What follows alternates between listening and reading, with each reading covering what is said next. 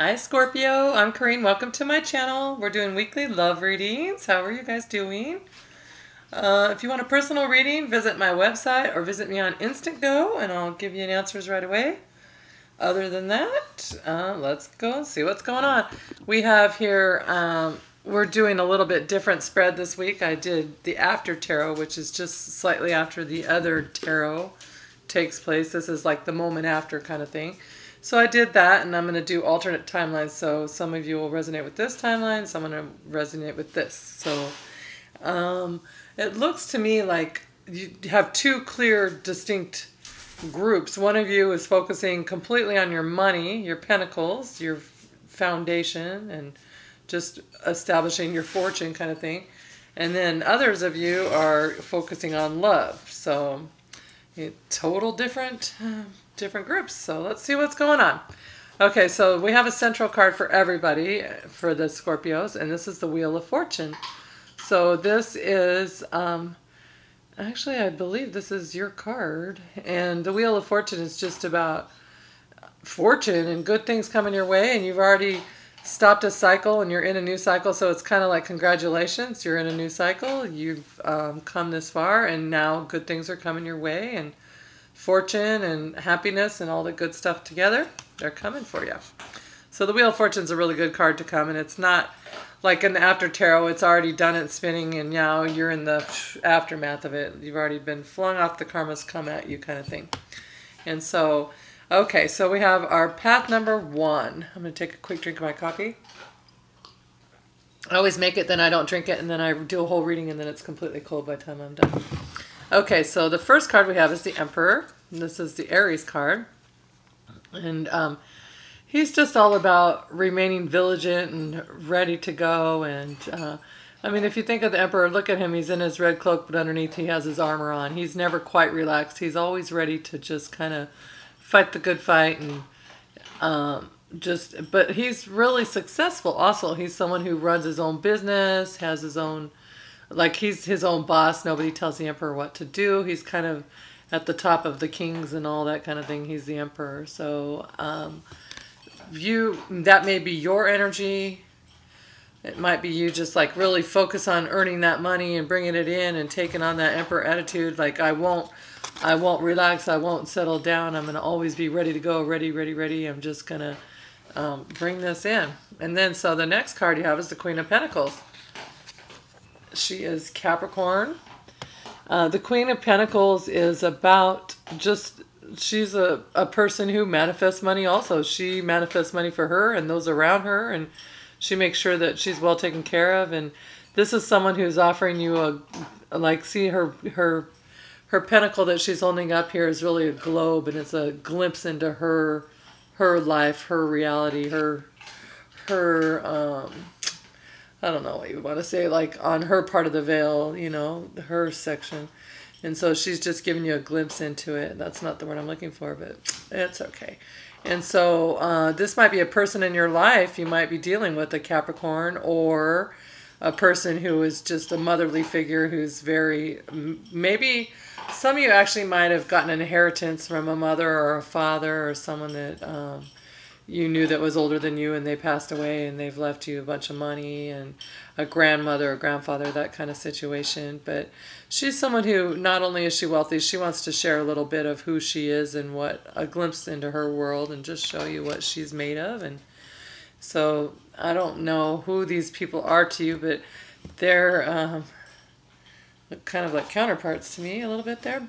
Okay, and then once again you have the Aries card, the Six of Wands. This is victory. So this is something that you're celebrating, something that has come to pass, and you're feeling good about it. Your people are saying, hey, good job, or I heard about this and that, congratulations. He's been out to war and he's coming back, and he looks no worse for the wear. I mean, he's not battle torn at all. He's coming back completely victorious. Nobody even like skinned anything on him.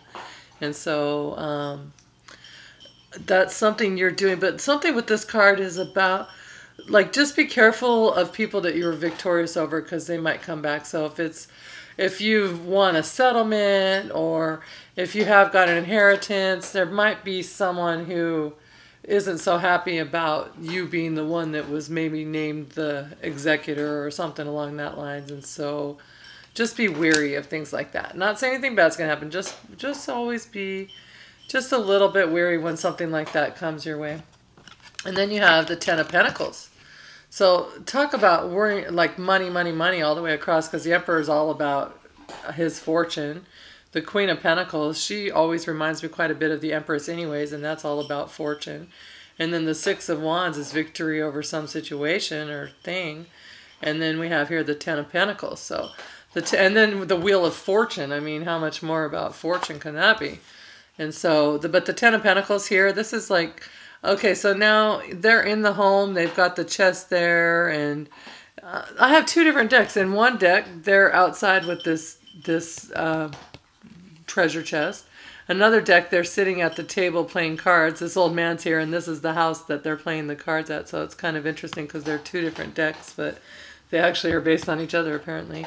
So, and then there's that trusty companion, faithful dog. And so they're guarding their home and their fortress, but at the same time, they're letting their family play, and the little kid's playing with the fortune, and they're not worried about it. This is reminding you that, yeah, you may want all the money, but your family's more important than anything. So don't lose sight of what's important in life if you do come into it. And just remember to always make your family your priority, and not to be like, oh, well, I'm after the money. You guys will have to step aside a little bit there.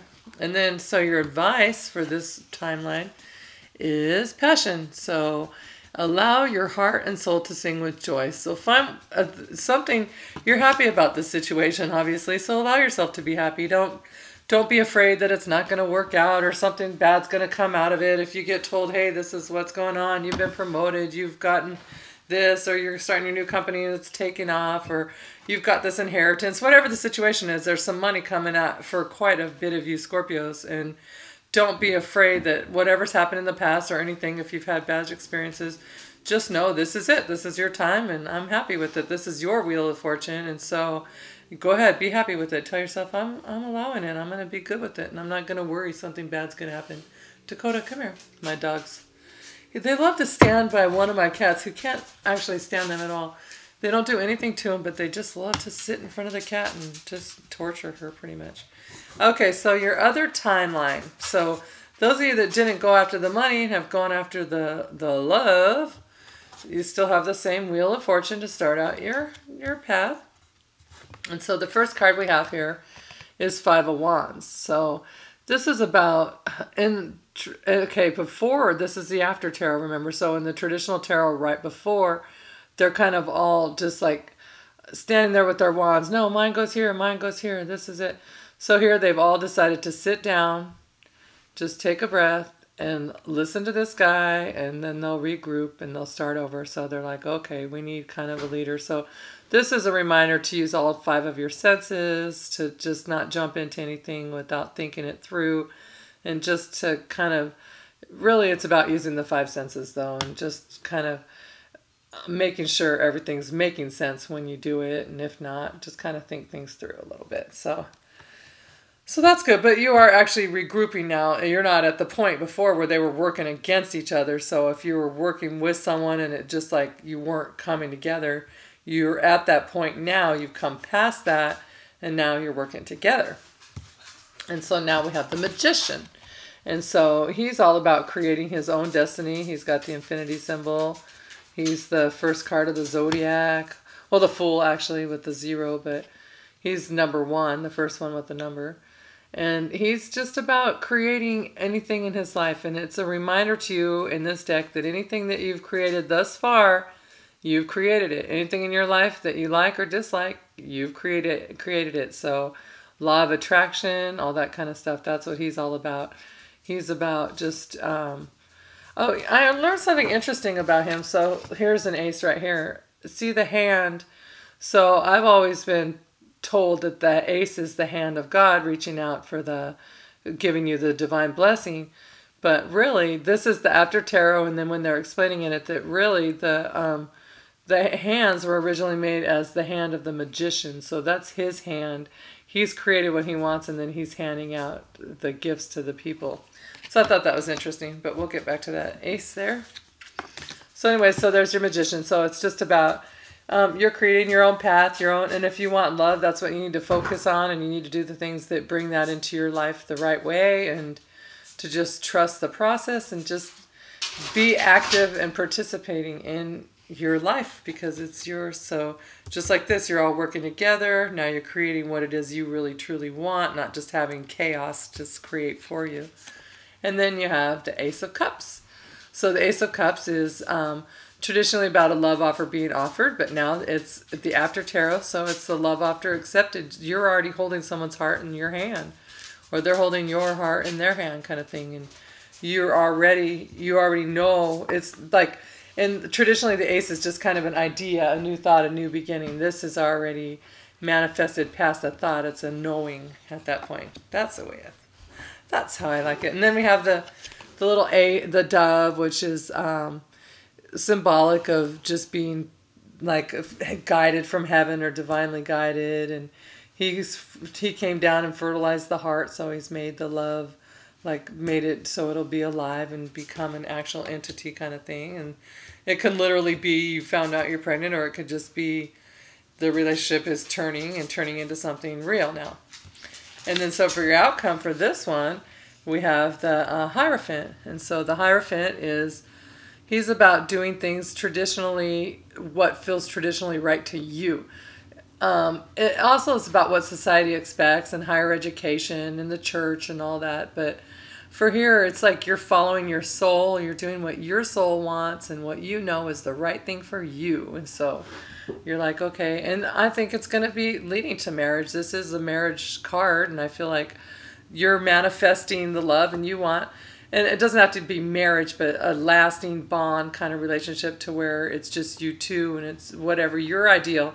There's so many kinds of relationships out there. I put my foot in my mouth if I try to describe what the perfect relationship is, because there is no perfect relationship, but you know what I mean. It's what's perfect to you is what you are manifesting. So this is another 5. You have 5 and 5. And then I thought, and a 6 and a 4, 10, 2 10s. So the 5 and the 5 are a 10 and a 10. So you have a lot of new beginnings, new starts. Looks good. And then your Ace and your Magician, those are both 1s. And so your advice on this, if you've chosen this love path where you finally start working together, creating what you want, you're offering your love to each other and being accepted of it. And then the Hierophant. Dakota, I have to go check my dog. 1 second. I'll be right back.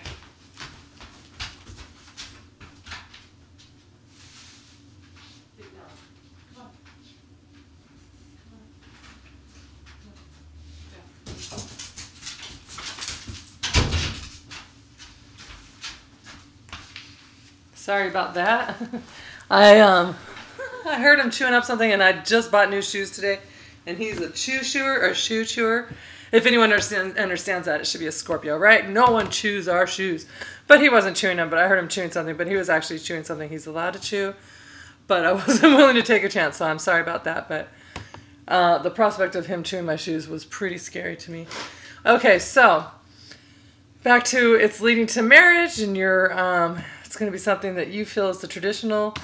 And then your advice is engagement. Your love life is ascending to a higher level of commitment. So that's awesome. You are, like I said, it's going to probably lead to marriage. So that is a really good reading for Scorpio. Either way, whether it's money that you're focusing on and you really need to manifest some kind of fortune, that's all that really matters to your heart right now, or you're bringing in the love. It looks like you guys have good paths in front of you. So good to see it. Hope you have a great week. I'm sorry about the pause there, but like I said, I wasn't about to lose a pair of shoes. I just got in the mail yesterday. All right, talk to you guys later. Love ya. Bye.